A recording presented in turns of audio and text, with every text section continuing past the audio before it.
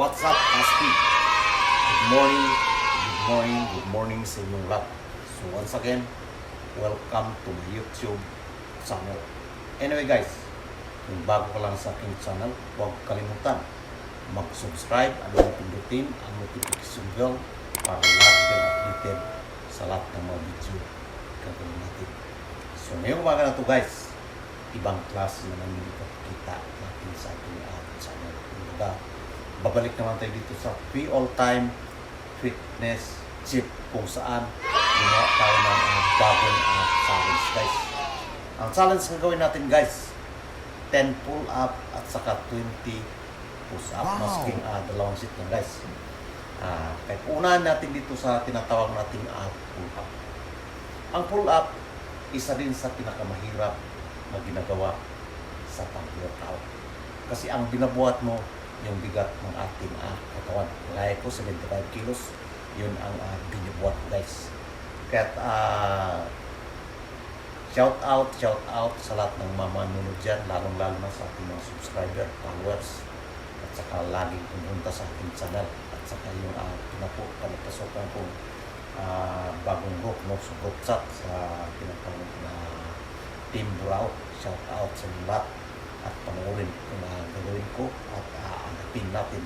Kasi yung sa larangan ng pag-exercise, isa din sa magandang paraan para mapalakas natin yung ating immune system. So pag malakas ang ating immune system, hindi tayo basta-basta maglapuan ng iba't ibang klaseng karamdaman. Ayan. So, unahan dito sa tinatawag nating pag-pull up guys. So, nagdala siya ng benepisyo kung saang muscle yung ating papakiusin. Unang tinatarget dito sa wings, and then tumatama din siya sa shoulder, bicep, tricep, and then sa tiyan.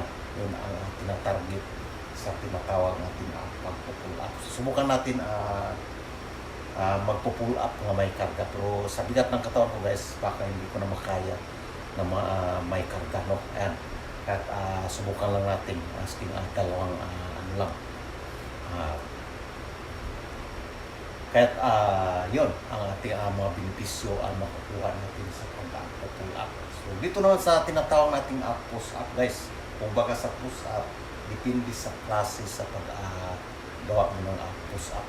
Sa push up naman guys, ang una natin target dito sa chest, and then sa likod, and then tumatama din siya sa binti at saka tiyan, and then sa shoulder, and then sa bicep at saka tricep. Kung baga, lahat ng muscle, mula sa malaking muscle hanggang sa maliit muscle, pinakikilos pag gumawa tayo ng push up every day. So maski sa push up lang guys, gagawin natin tag 5-5, tag 2 sit every day. Yan.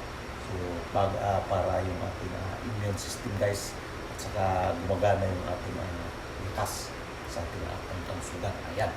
Kaya shout out sa inyo lahat yan. At saka bago sa lahat guys, panoorin, intro muna tayo.